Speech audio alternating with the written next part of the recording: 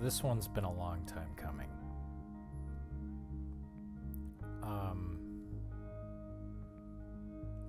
Back when I finished this game, I knew that this was going to be an important one for me for a lot of reasons. It's, for one, I played this game with Ellie, and it's, I don't think I've ever explicitly said, Ellie is my sister. And this was, I think, one of the first games that we played together.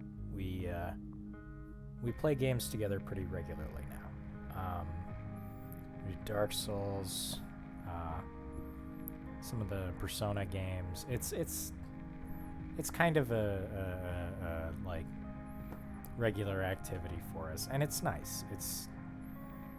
It's nice to bond as siblings like that. But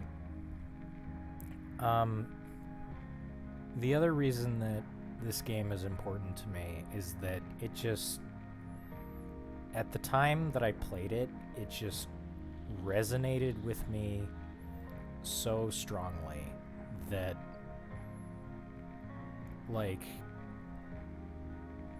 okay, there are games that have, like, left their mark on me. This is one of the big ones. I would say, in terms of influence, it's like this game and Lisa the Painful RPG are like up there. I'd have to think more about Nier Automata. I think those are really the big three for me.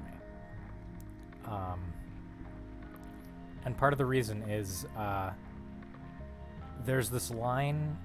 So there's no really good way to start this because it's all like very personal stuff that is just very like ingrained into who I am as a person. So it's hard to know where to start with it. So I'll start with a line from this semi-obscure horror movie called Lake Mungo. It's a movie where some people investigate the death of this teenage girl. And the movie starts with a line from this recording that she left for everyone.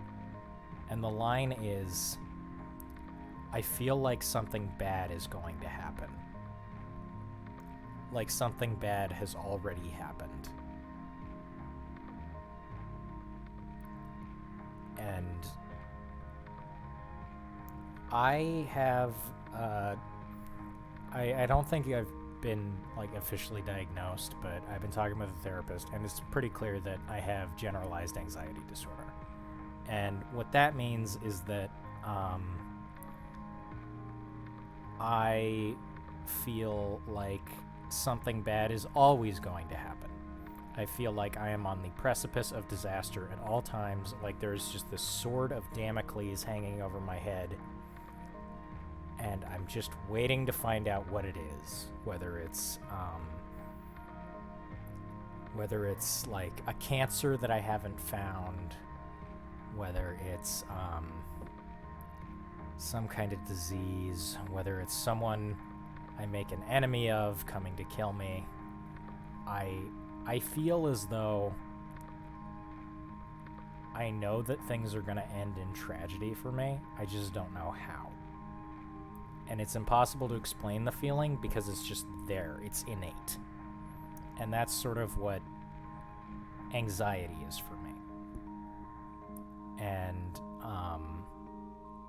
that's where the line, "I feel like something bad is going to happen, like something bad has already happened," comes in. It feels like something bad has been destined to happen, or that something bad already has happened in the future, and I'm just waiting for things to catch up. And this game, for me, taps into that feeling more intensely than like almost any piece of media I've ever seen. And I don't know if other people feel that way about this game, but that is definitely how I feel about this game. And this isn't something that I can get into because it involves talking about like a lot of things in this game that are spoilers. So I can't really go into it, but just the vague feeling of anxious dread that this game like held over me as I played it. I felt like this game had reached into my soul and grasped something that I had barely come to understand. And that's what's really stuck with me about this game. With all of its problems, all of its like weird tiny little, I don't know, problems and nitpicks and like big design problems, that's the part of this game that's stuck with me. And I want to, with this series, I guess I want to share that experience with other people because like I've said, the first Hotline Miami is a much better game on most levels. But I just want to explain to people and show people why I love this game so much. And like how just playing the right game at the right time can just leave an imprint on your soul. So anyway,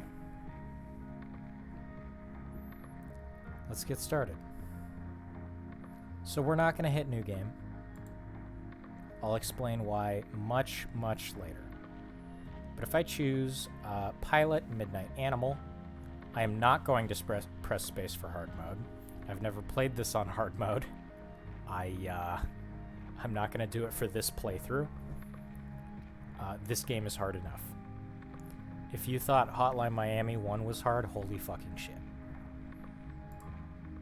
So, prey growl detection. I don't remember that. So, I'm glad I remembered. I don't do content warnings very often. I kind of put a blanket content warning over most,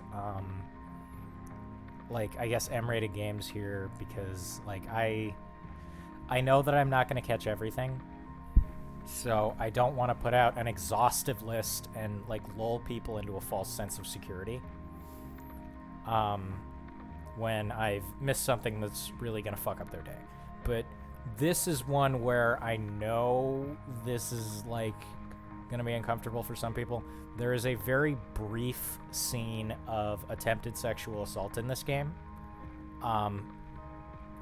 It is, in universe, a movie that is being filmed. So, like, the character appears to be being sexually assaulted. It's a movie, in universe. The director calls cut before it can, like, finish up. I'm going, or before, like, I don't know how to put it that isn't graphic. The director calls cut before the rape can occur. So, yeah, if you don't want to deal with that, I'm gonna put chapters in these videos for levels. You can skip Midnight Animal. That's the one time that it happens, and I don't think there's any other sexual assault in the game. So you skip that. I'll put like something in the description that says what happens in that chapter, so you can just read that instead of watching it. I don't think it's that explicit, but I don't know your triggers and I don't know your experiences, so Just heads up. And I will have that chapter be me discussing the scene and what I think it means in the larger context of the game as well, just in case you don't want to deal with that either. All right, let's get started. We're not going to skip the intro.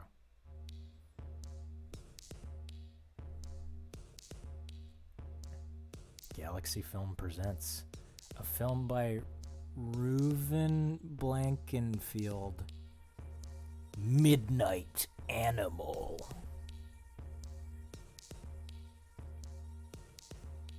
So this feels like a puppet combo game. Use the door to knock him out. I will.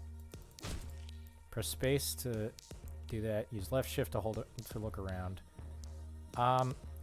Using left shift to look around is a lot more important in this game. Martin Brown is the pig butcher.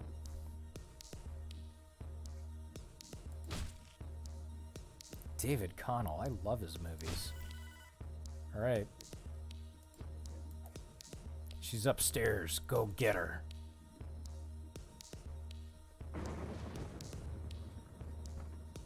I thought that was a dude.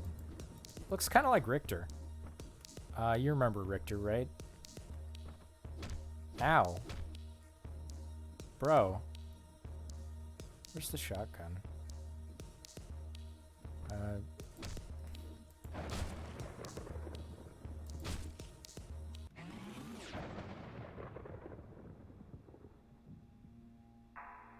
Cut. Alright, that's a wrap. Good job, people. We'll do a reshoot tomorrow, so try to stay in character. We're filming the scene where you carry her to your car on Thursday. Now for you two. Pigman, well done. But don't be afraid to be rougher.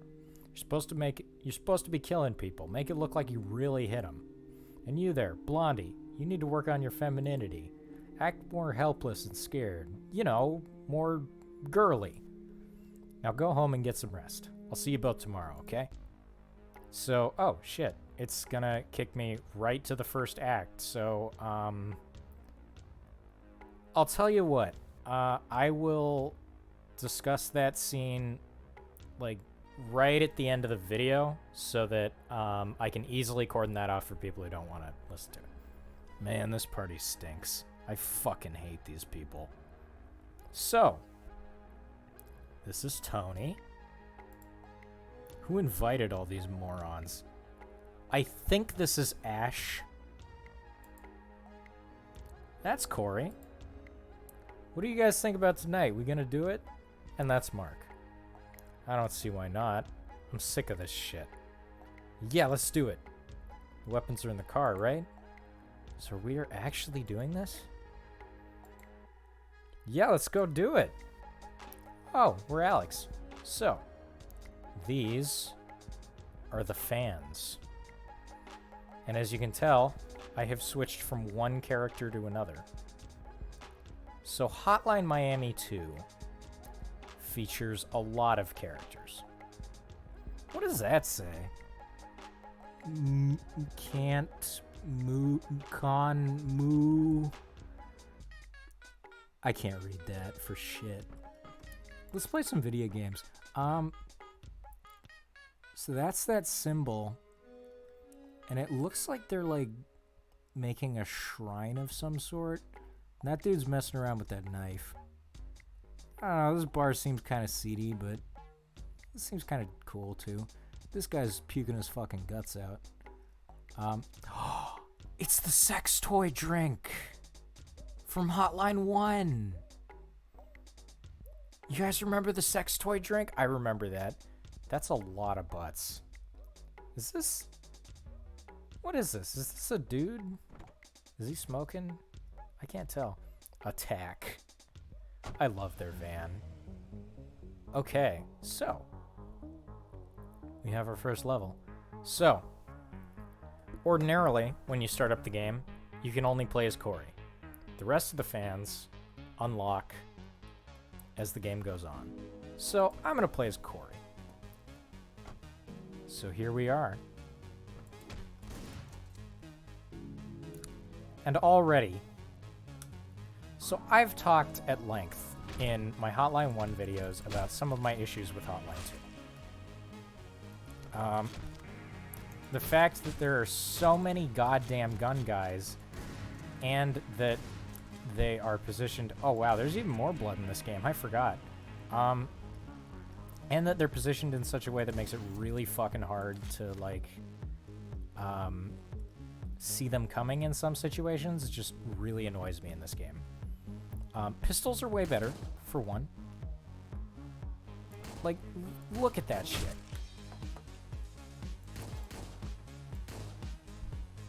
Look at this. Like, that room is positioned so that you have no chance of seeing that fucking guy. Or you do have it. Ah. It begins.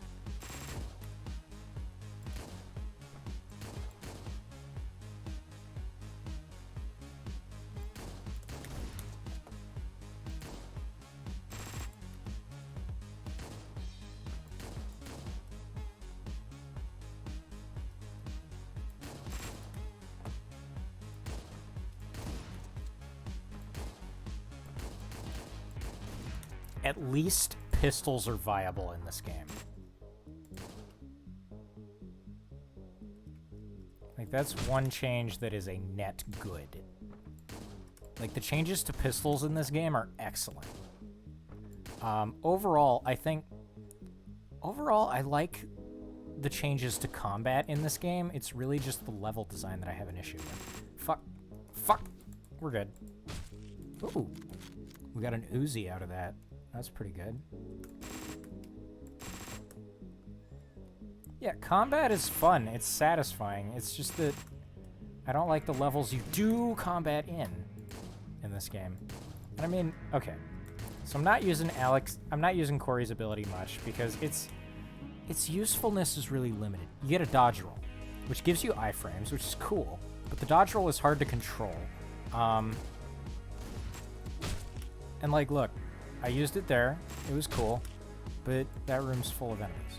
So it's good for, like, shotgun guys if you're gonna, like, roll into a room of shotgun guys, but then they just kill you. Like, you stop your roll and then they just kill you. And I'm starting this game and already I'm complaining. Like, I don't want this to be just me complaining about this game, because, like, everybody's complained about this game. But, I mean, if it's going to be my honest thoughts, it's going to have to be my honest thoughts. And my honest thoughts are that this game is really disappointing in a lot of ways. So the shotgun is your friend in this game, as it was in the first game, but it's even more of a friend in this game. A shotgun is shaped like a friend. Okay. I think this might be the one. Yeah, it was. Okay. So I didn't do too well. Because this game is really hard. And I don't particularly care for this level.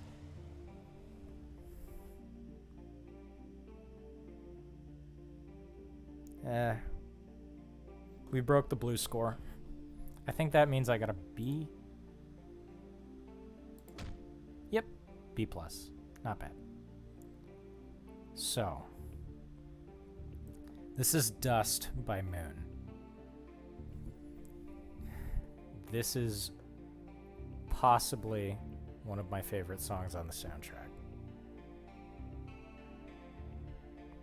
Let's just listen to it for a bit. Just a little bit. I like this as a level ending theme. It's a lot...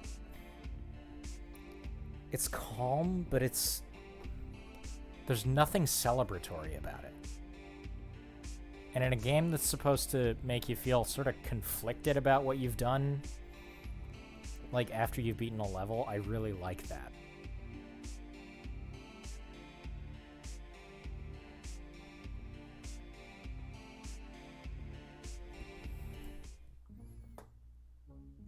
And let's get some pizza. Hey, you're not the bearded guy. You're the squeaky-voiced teen from The Simpsons. Happy Halloween, sir. You ordered these pizzas, right? That'll be $14.50, sir. $14.50 for 3 fucking pizzas? Look at this dude. He is going crazy. And that's a gun.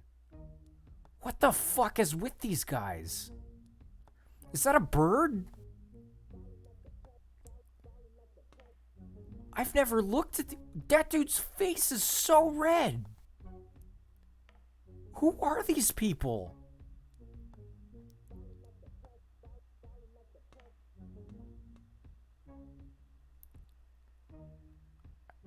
I'm just baffled.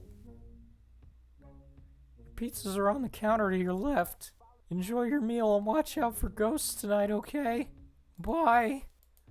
So we got our pizzas. Hello, gentlemen. Would you like some pizzas? Are there any weird symbols in here? Are these...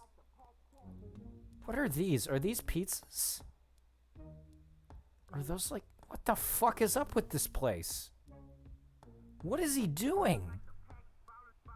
Is he rubbing his nipple? I'm just so baffled.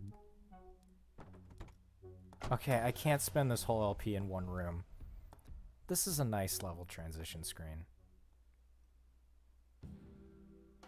Okay. It's October 25th. We're another new character. Leaving already? You don't look too good. Are you okay? Been a stressful day. You wouldn't believe what they have me doing. Should probably go home and get some sleep. Alright, you have a nice night. You too, sweetheart.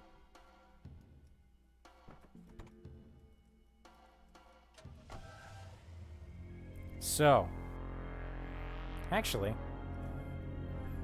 I'm not going to tell you this guy's deal yet. But what I will show you is if you go to the trunk, you get yourself a shotgun. I like this level. Oops.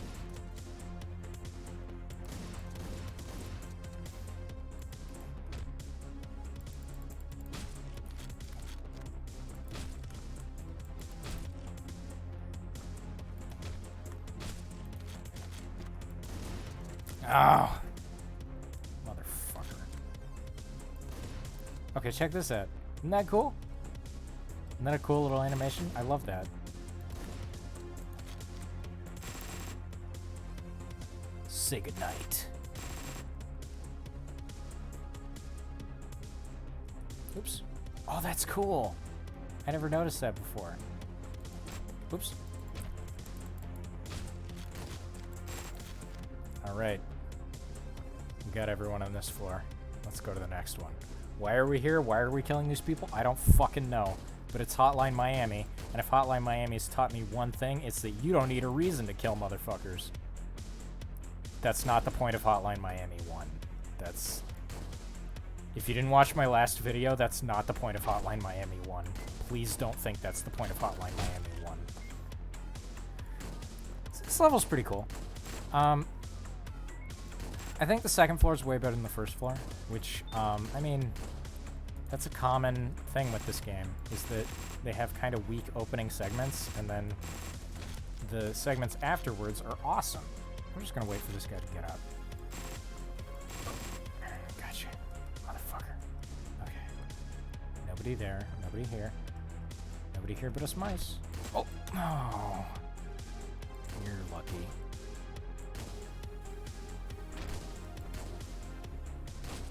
So he gets special finishing animations with guns, and that's cool. I like that.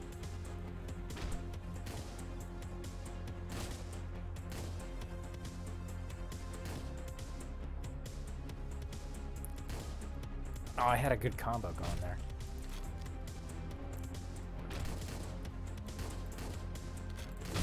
there. Oh. Yeah, I like this level.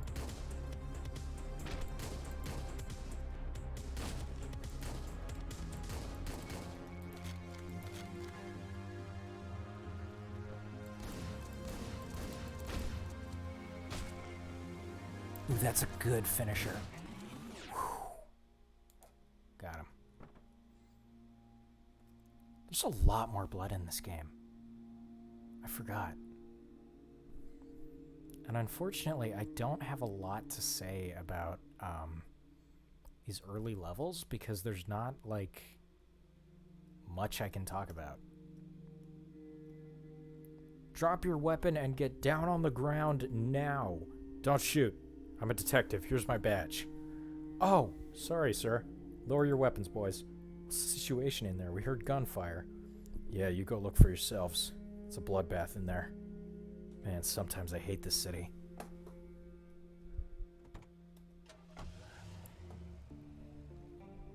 So, that was the cop. We had the fans. That's the cop. The cop's fun. He's a fun character. Hey, not bad. I don't remember if I've ever... so they added a new rank in this game. There is an S rank in this game. It's very hard to get on lots of levels. Yeah, this is the place I need to go. Another murder case, huh? Yeah, looks like you got a serial killer on your hands, Pardo. Same MO as the guy we found last week, messages and all. I'm innocent, they forced me to do it. Yeah, right, haven't heard that before. This guy must be some kind of psycho, huh? Creeps me out. Guess don't make the press happy, though. Goddamn vultures. Did y'all see that? Did y'all see those camera people? With all the murders in this city, I doubt they'll even care. Seems they need buckets of blood before they even raise an eyebrow. This just seems a bit too standard. No gory details. God. City sure makes your skin thick, huh?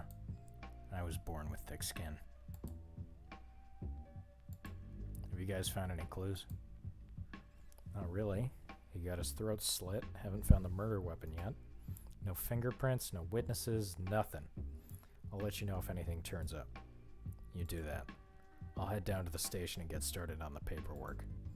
All right. Have a nice night, sir. Yeah, we'll see about that.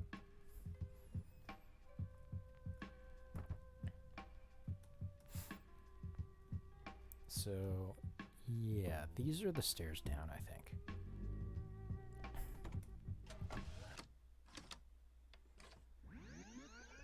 All right, we're rewinding.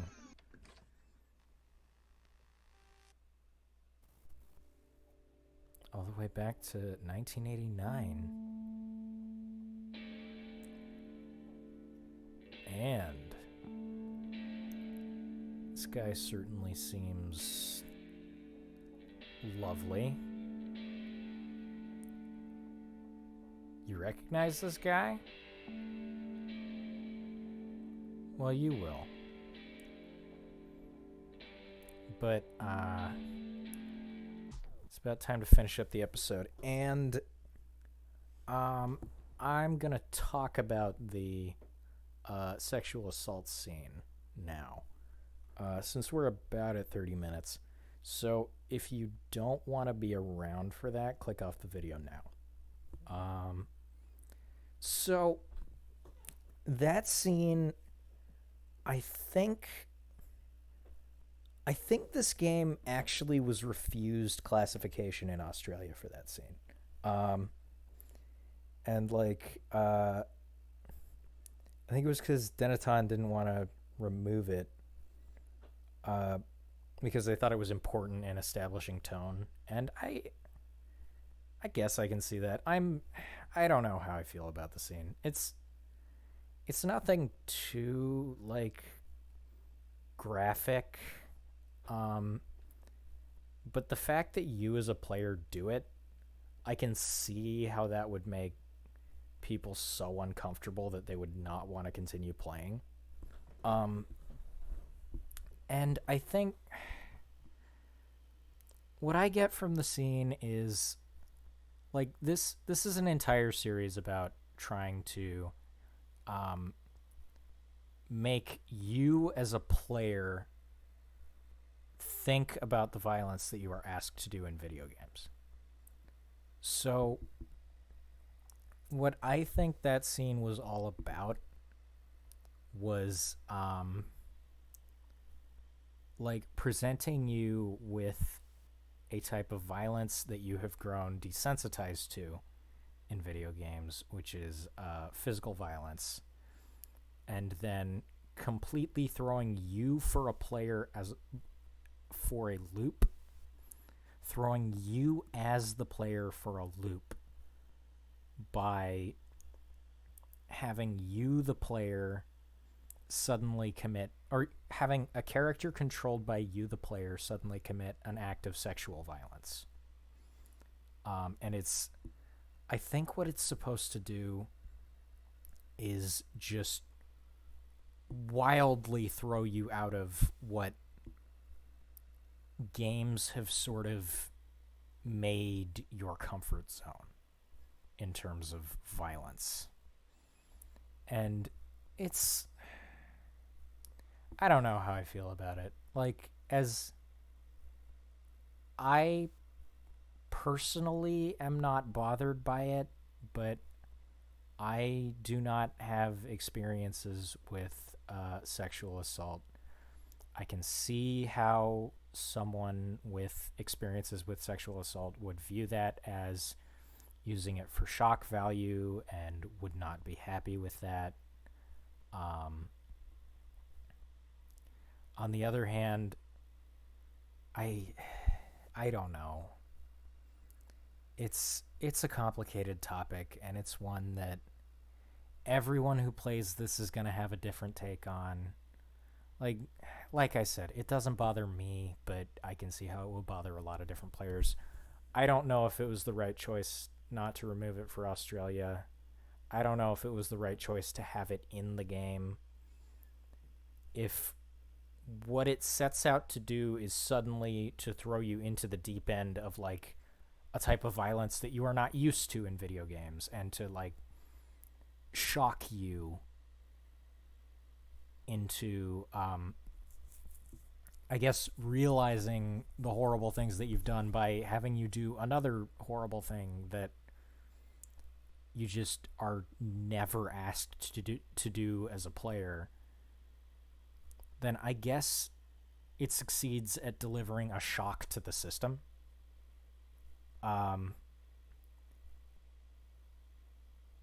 It certainly leaves a bad taste in my mouth, which is, I think, is what it's supposed to do. I don't know. I don't know. I don't feel like I should be presenting myself as an authority on this, because like I'm not. So it's overall, it's not a scene that like it's really not part of why the game is so meaningful to me. So it's not something that I feel the need to bring up in the future. It's, I mean, it's important to acknowledge when you're talking about this game, like, or it's important to acknowledge if you're talking about this game in a holistic way, or just the game as a whole. I know that a lot of other people really thought that it was in poor taste, but yeah, I don't know. My answer is I don't know. That's my take on the scene. That's how I feel about it. If you feel differently about it, then that's fine.